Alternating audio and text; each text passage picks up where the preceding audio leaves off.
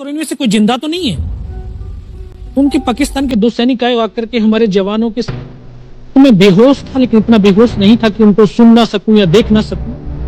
तो जो मेरे सामने वाले साथी को जो सीने में आकर 4-4, 5-5 जो राउंड के ब्रस्ट मारे, बेड बड़ी ऐसे उछलती थी ऊपर के, सामने वाले को मारा, बगल वाले को मारा, मैं भी इस तरह से ऐसे पड़ा हुआ था।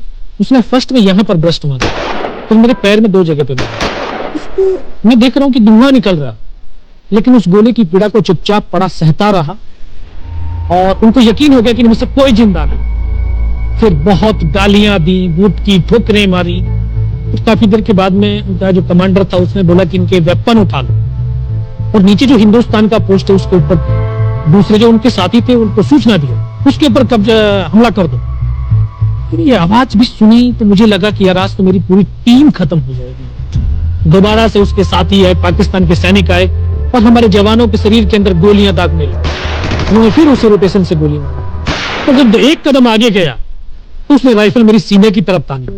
तब मुझे लगा यार अब नहीं बचेंगे, लेकिन कहते हैं कि जाको राखे साइयां मार सके ना कोई। जब उसने गोली चलाई तो यहाँ पे पर्स में 5-5 रुपए के कुछ सिक्के भी थे।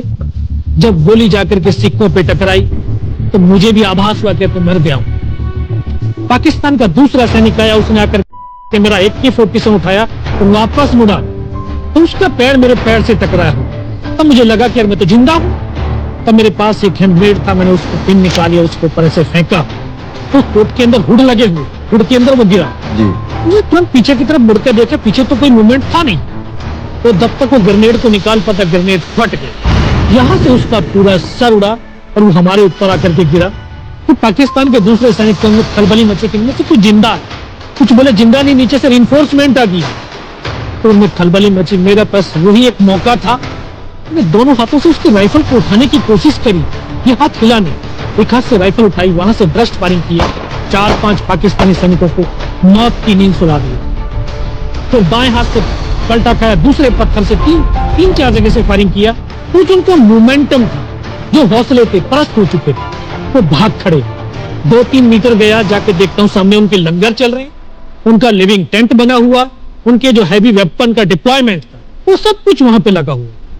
उस समय जहन के अंदर एक ही पागलपन था, अपने साथियों को बचाना। फिर मैं वापस धीरे धीरे रेंगता हुआ अपने साथियों तक आया। फिर मुझे लगा कि इनमें से हो सकता है मेरी तरह कोई साथी होगा, जिंदा होगा।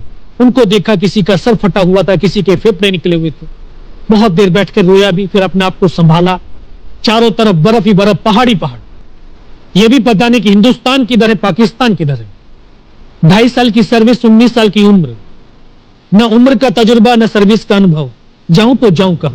मैं बहुत 500 मीटर लगभग नीचे रोल करता हुआ आया और अपने साथी जो नहीं चढ़ पा रहे थे दुश्मन की भारी फायरिंग की वजह से, वहां तक पहुंचा। फिर उनको उन्होंने मुझे पकड़ा, वो फर्स्ट एड दिया। फिर वहां से जो हमारे कमांडिंग ऑफिसर थे कर्नल कुशाचंद ठाकुर, फिर उनको सूचना दिया। तो ये लगभग 1:30-2 बजे का समय था। वहां से फिर कमांडिंग ऑफिसर तक मुझे ले जाया गया। फर्स्ट एड तो हुआ, लेकिन ब्लड इतना निकल चुका था कि दिखाई देना बिल्कुल बंद हो गया था। जब उनके पास पहुंचा तो उन्होंने बोला, बेटा मेरे को पहचानता मैं कौन हूं? बस अब आवाज सुनाई दे रही है। बोला, मैं तेरा कमांडिंग ऑफिसर कर्नल कुशालचंद ठाकुर। मैं जय हिंद साहब, बहुत तेज सर्दी लग रही है। तो उनका जो लिविंग टेंट था उसमें के अंदर लेटाया, 3-4 स्टॉप जलवाए, थोड़ी सी गर्मी महसूस हुई। मैं साहब थोड़ा सा पानी पिला। बोला ठीक है, पानी पिलाते हैं। तभी डॉक्टर साहब आए, उन्होंने ग्लूकोज की बोतल पिलाई, थोड़ी सी एनर्जी महसूस हुई। उन्होंने बोला, बेटा कुछ बता सकता है? मैं कहा सब बता सकता हूँ। तो उनको बताया कि सर ऊपर ये घटनाक्रम हुआ है और ये वहां की इंफॉर्मेशन है। तो लास्ट में उन्होंने बोला कि बेटा जवान की रिक्वायरमेंट क्या है? मैं कहा साहब जवान की रिक्वायरमेंट एम्यूनिशन और फील्ड पट्टी की है। बोला खाने के लिए नहीं चाहिए, सब भूख नहीं लगती। बस इतना कहते कहते तभी डॉक्टर ने कौन सा इंजेक्शन लगाया, फिर मुझे पता नहीं कहां पर हूं।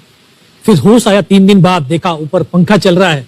पता चला कि 92 बेस हॉस्पिटल श्रीनगर, और वहीं से मुझे बेस हॉस्पिटल दिल्ली रेफर कर दिया और 16 महीने तक उस हॉस्पिटल में मैं रहा। 16 महीने तक आपका इलाज चलता रहा? जी।